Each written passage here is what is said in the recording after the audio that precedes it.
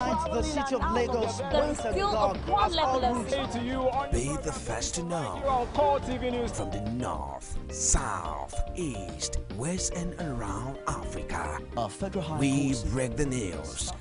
One Nigeria. Now you can catch all the actions live as the news breaks. We are CORETV News. Welcome to CORETV, a 24-hour news station.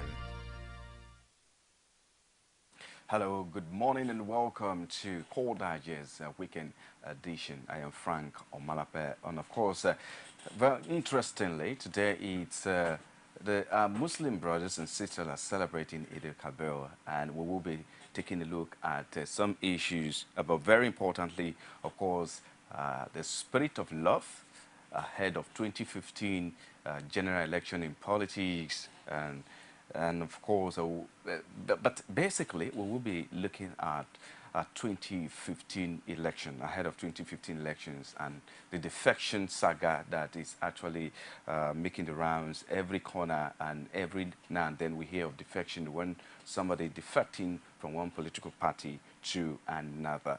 Well, that's a very interesting topic we'll be looking at today in the spirit of Salah and celebration that we are in. And joining us to discuss on this is a legal practitioner and public affairs analyst. But before then, before I get to bring him on board so we can take a look at this, let's quickly take a look at this video, the defection of the governor of Ondo State, Olusegun Mimiko, who just defected to the PDP. Initially, we heard that there was nothing like that, and there was nothing going to be like that. They actually denied it in the earlier report that we had. But of course, this time it's now playing out real. Not only that, the fact that yesterday the Senate President David Mark and the chieftain, the leadership of APC, one of the leaders of APC, Senator Tinubu, also visited the former president of Nigeria, Olusegun Obasanjo, and all of this playing out. We don't know what exactly, where all of these are leading to, talking about 2015 election, but very, very important. But let's take a look at this video. When we come back, we'll hit the business of the day proper. Be back.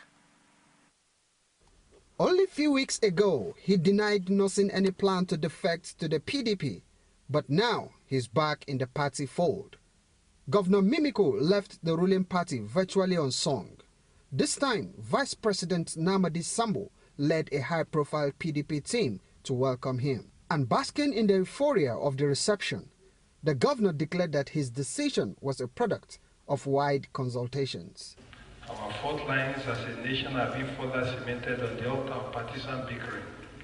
Yet the nation goes on hurting, and our democratic institutions go on cracking under pressure. Even so, I am so very well persuaded that if we manage to remain on this democratic governance track once and all, Nigeria has a good chance of living above its present challenges. The reception party was clearly glad to have the governor in its fold. Vice President Sambo says Mimiko took the right step in the right direction.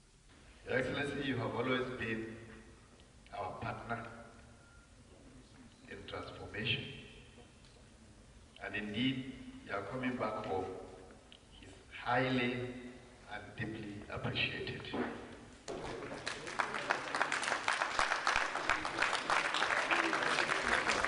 For the leadership of the party, the governor is only returning home. The fact that you have come back, there is no doubt at all that you are coming back to bring value and added advantage to whatever PDP in Ondo State has done up to this point in time.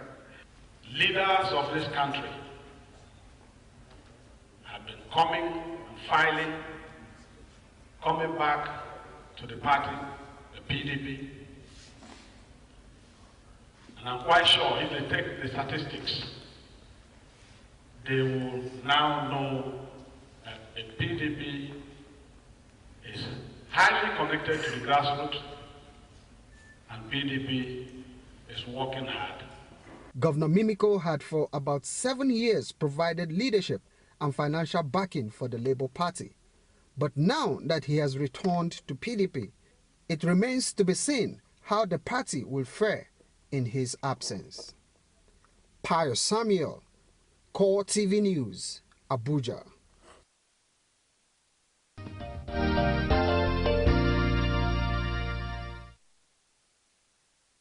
Well, there you have it. That's the video, the report there of how he actually was welcomed into the People's Democratic Party, handing in over the party's flag there by the Vice President, Namadi Sambo.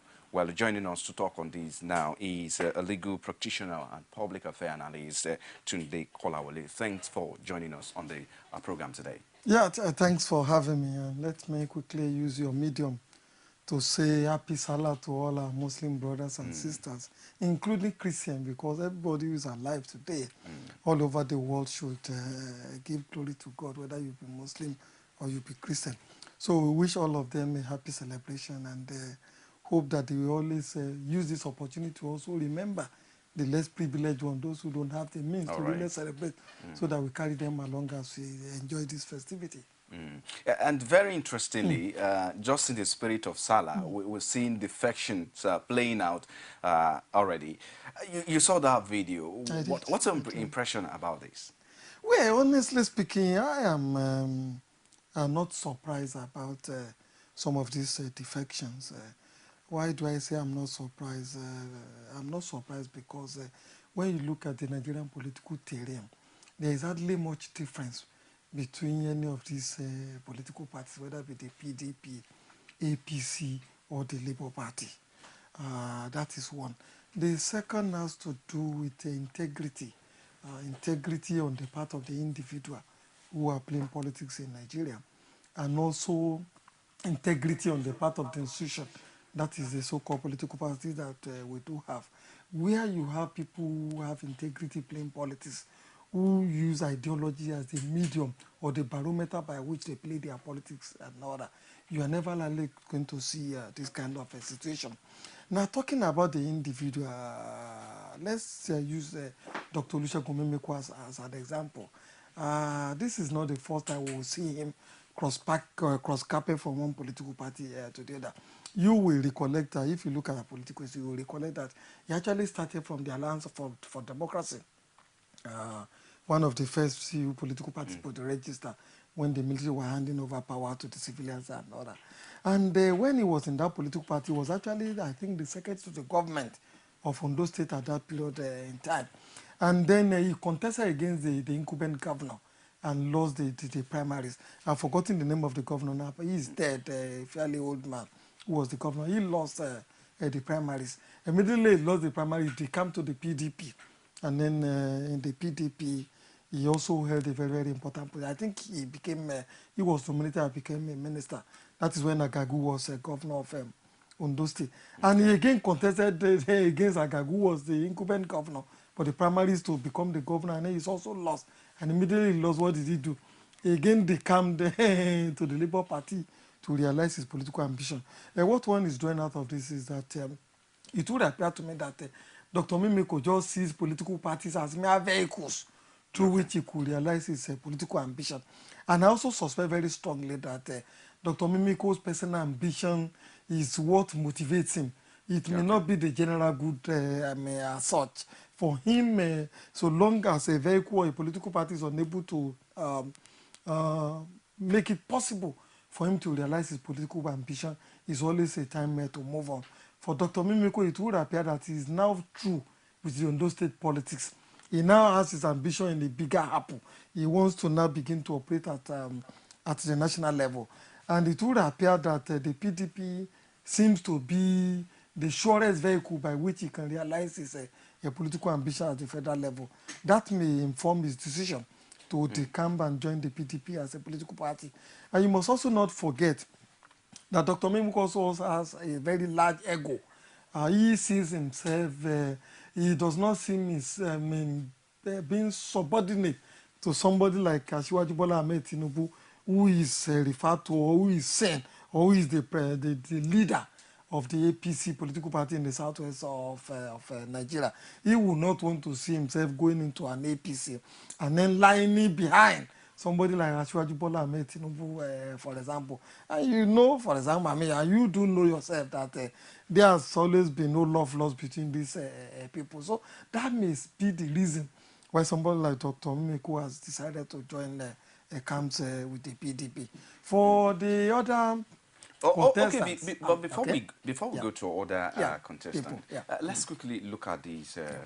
You know, you talk about integrity and ideology. Do people really thought of integrity and ideology before they defect to the other party, or do we really celebrate ideology or put ideology of a political party into consideration before we talk of a defection? What do you mean? Let me quickly say this, that ideology, we should not idolize it, so to say. We should not feel that people don't have a right to change their minds, or if they review the situation on ground, it doesn't favor them politically, that they do not have a right to really switch camps and all that. It is not only in Nigeria that people change from one political party to the other. You see in a place like Britain, several times there has been people moving from one political party or the other, either because they disagree vehemently with the political program or the ideology of the people who are in charge of the parties that they were before, and they feel that they don't want to be seen in that camp again. They move to some other political camps and other. But first and foremost, to find out that before they change camp, it's always due to some certain fundamental issues informs their decision to really begin to change from one political party or to cross carpet from one party or the other. But here in Nigeria, can we really say the same? Do we have any reasons to believe that the politicians who play the game on the Nigerian political landscape today do consider ideology and integrity before they really take their decision? The answer, to the best of my knowledge, is no. It's usually primarily their personal ambition that governs the decision that they take. And once they cannot realize the political ambition in one platform, they just begin to switch camp. But all over the world, ideology and integrity is very, very important. Take a place like the US, for example. Take a place like Canada, or take a place even like Japan. You will not find somebody in the Democratic Party, for example, today, who now said is going to switch camp to a conservative party like the Republican, the Republican Party. Okay. Mrs. Clinton contested the party primaries against an Obama. He lost the primary. She lost the primary. She did not, because she lost the primary, they come to the Republican Party, for example. She has continued to stay in the party, even served Obama as Secretary of State. And now that Obama is leaving the stage, the feeler that we are getting from the US is that she might again want to test her luck, contest the primaries again, and see whether she might be able to win the presidential ticket on the platform of the Democratic Party. The essence of this is that people in such places have a tradition, an ideology. If your father or your mother have been a conservative, a Republican, most times you will not find the forebears of such person. They come to the Democratic Party, for example. There is an antecedent, there is an ideology, because people of like minds, people, birds of the same feather, ordinarily should be the one that should flock together. But here in Nigeria, it's not the same. Some people have said it's a teaching stage, that it's a passing phase in our political history.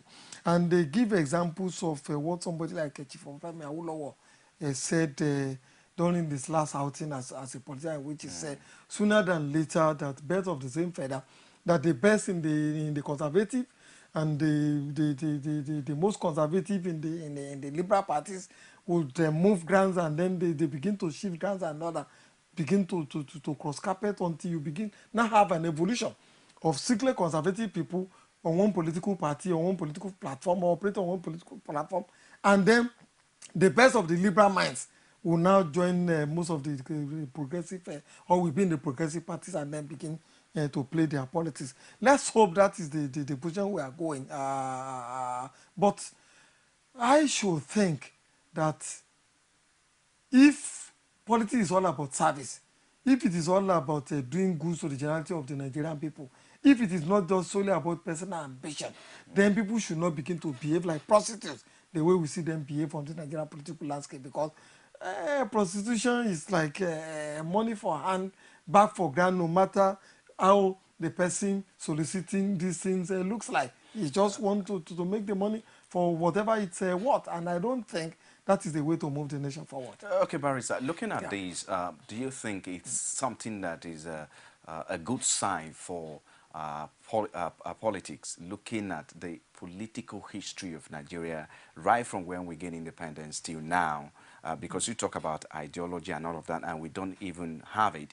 But do you look at these, all of these, playing out well for Nigeria, looking at ahead of 2015 elections? No, I don't think it is playing well. Why do I say it is not playing well?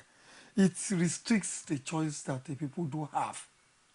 For example, I would want to cite the example between 1979, what happened in 1979, when we had about 5 major political parties.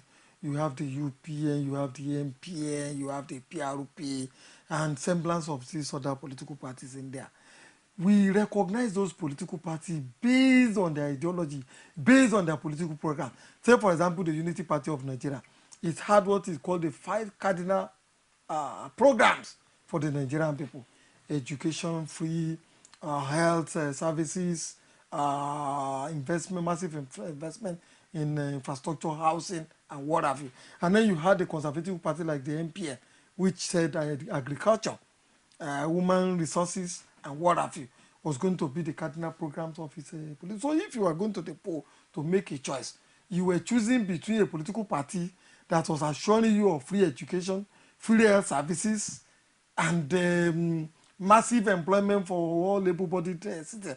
And then if you are going to the polls again, you are looking at the other conservative party, you are looking at the party and say, look, agriculture was going to be the corner piece of our own programs as a political party. But now when people begin to move from one political party or the other, without any discernible political programs or ideology, then the choice of the electorate becomes highly restrictive. And I don't think that is good for us as a people.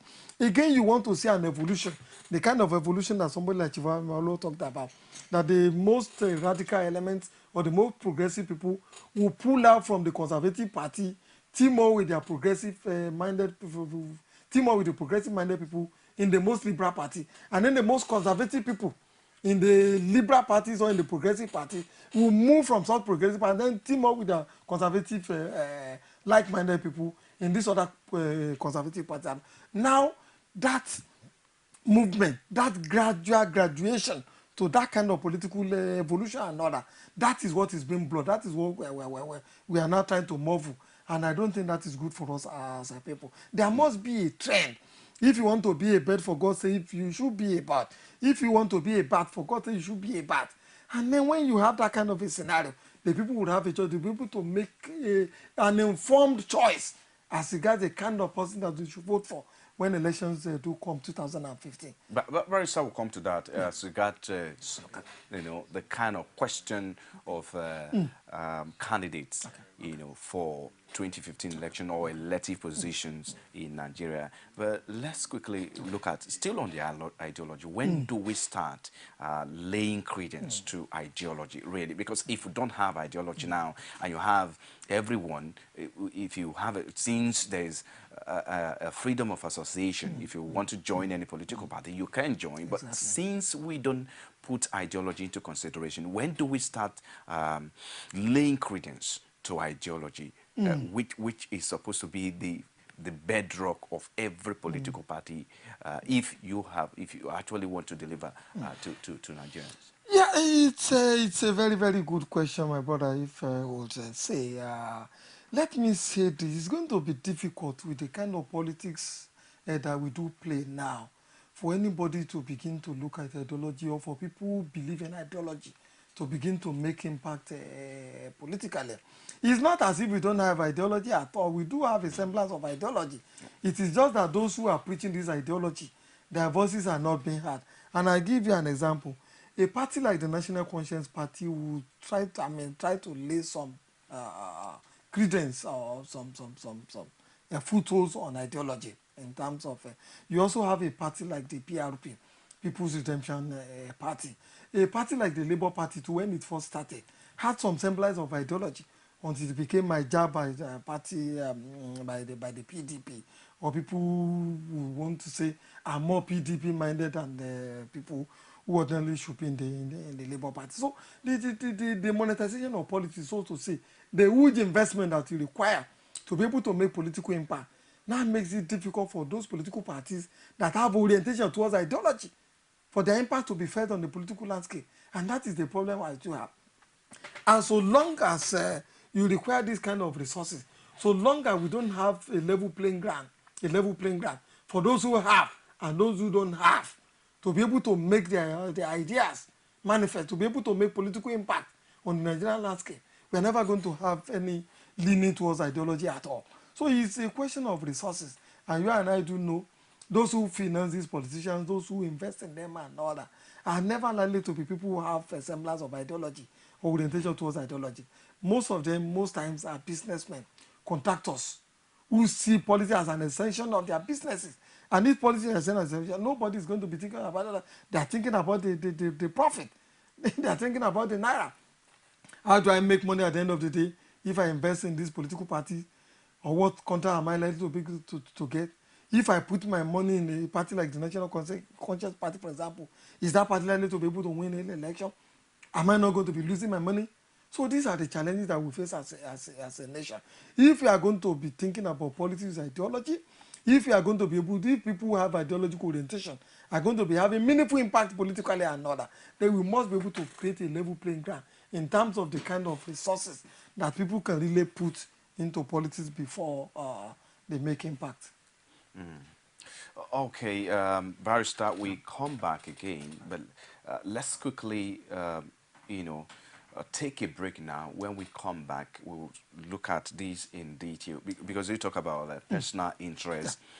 Because if I understand what you're saying, it means that somebody comes into a political party or defect in and join a political party because of his personal interest, or maybe that political party or that platform, if he contests, it will pay him more. But we're going to look at all of this. Right. But let's quickly take a break. When we return, of course, we'll hit the business of the day once again. We'll be back right after this time out. You can now watch CORETV News live from anywhere in the world on our website, www.coretvnews.com. Click on Live TV on our website and watch us live. And welcome to CORETV Primetime Days. To follow us on Twitter, click on Twitter icon on our website. On Facebook, click on the Facebook and YouTube to see all our previous news production. You can also watch us live on YouTube. Click CORETV, leave a space, then News. CORETV News, our 24-hour news station. Glad to have you join us on another edition of The Political Arena, the most detailed and incisive political show. If you are a sitting governor and the opposition is able to stomach structure against you, that means you are wicked to the people. Until the end of our time, and the legitimate authority to govern this country. They gave me 20 minutes to move or they will shoot me. He has no chance for survival. If he likes himself, this is the best time to get out before he perishes. The PDP as a ruling party has failed. So anybody who thinks that government will fold his hands and allow miscreants to take over the streets of our own state and cause havoc is deceiving himself. The good, bad, ugly and beautiful sides of the Nigerian political system. Join me every Sunday at 9:15 p.m. on CORETV News. Nigerians continue to travel the city of Lagos once again. Be the first to know from the north, south, east, west and around Africa. We break the news. One Nigeria. Now you can catch all the actions live as the news breaks. We are CORETV News. Welcome to CORETV, our 24-hour news station.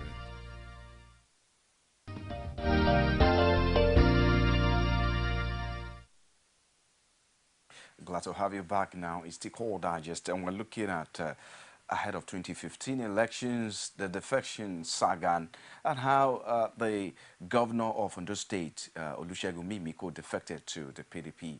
That was clear, and we all know that. But now, let's quickly look at this, Barrister Tunde.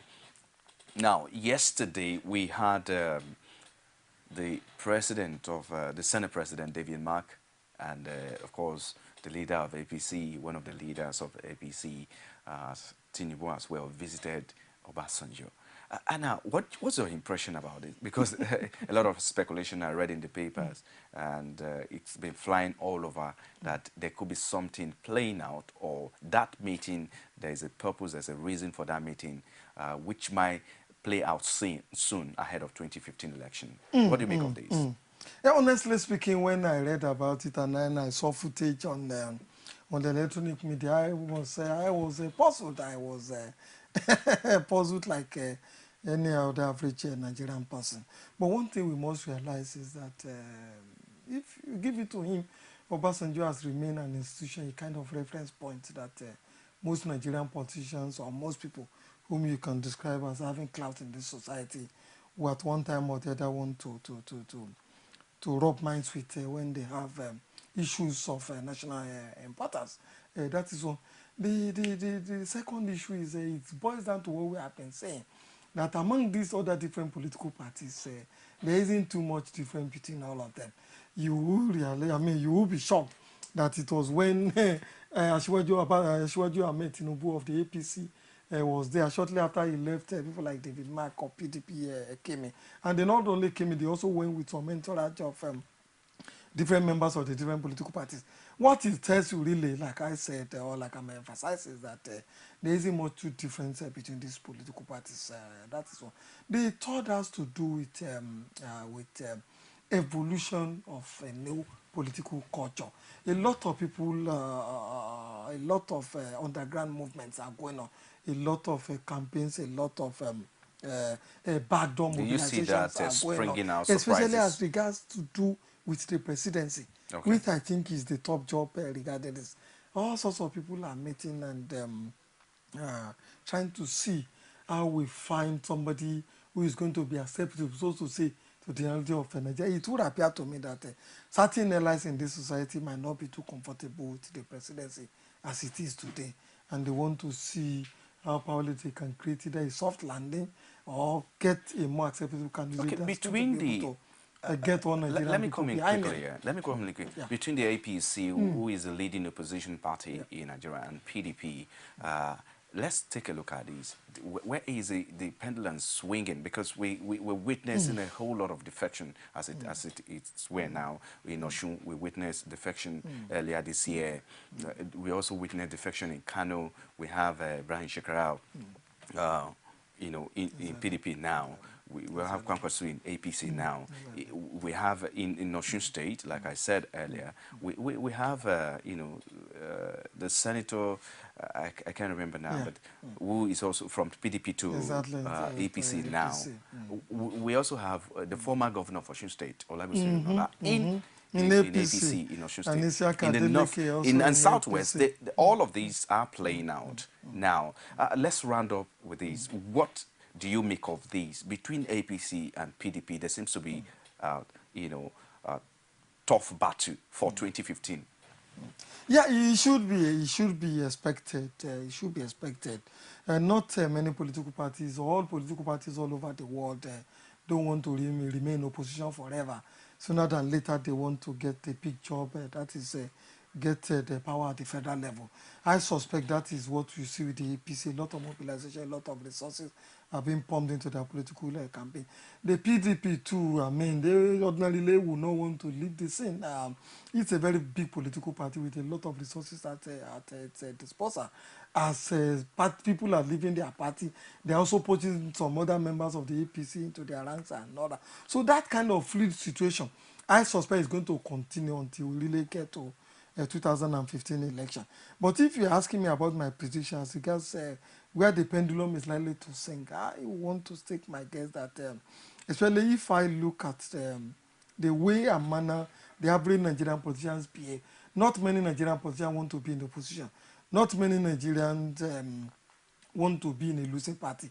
I suspect the majority of our allies will still want to cast their lot with the PDP as a political party because is that as a result of incumbency? Or exactly, the resources at the disposal of that party is enormous. And for you to come from the outside, to really match them naira with naira, power with power, force with force, it's going to be very, very difficult because they have the state resources at their disposal. And don't forget, I have said, we have not really evolved a formula by which you can create a level playing ground, by which you can stop people from using the nation's resources to really power their personal ambition. For me today, I think the PDP is still the party to beat. Well, on that note, we round off here. Thank you very much for coming. We've been talking with Tunde Kolawole, legal practitioner and public affairs analyst. And of course, we've been talking about ahead of 2015, the defection saga. You saw the defection of Olusegun Mimiko, the governor of the state, just defected, and a whole lot of them of course, lost count now. Tommy Kimi is now in the PDP, and that, according to most analysts, that is a big plus to the PDP and a huge loss to APC. But who can tell? Just as Tunde has said, that the power might just be with the ruling party, PDP. Well, on this note, we round off now. And when we come back, we'll take a short break now. And then in part 2, we'll be looking at the Boko Haram issue between the Nigerian military. Is the Nigerian military really winning this war as it's where? Now, join us after this time out.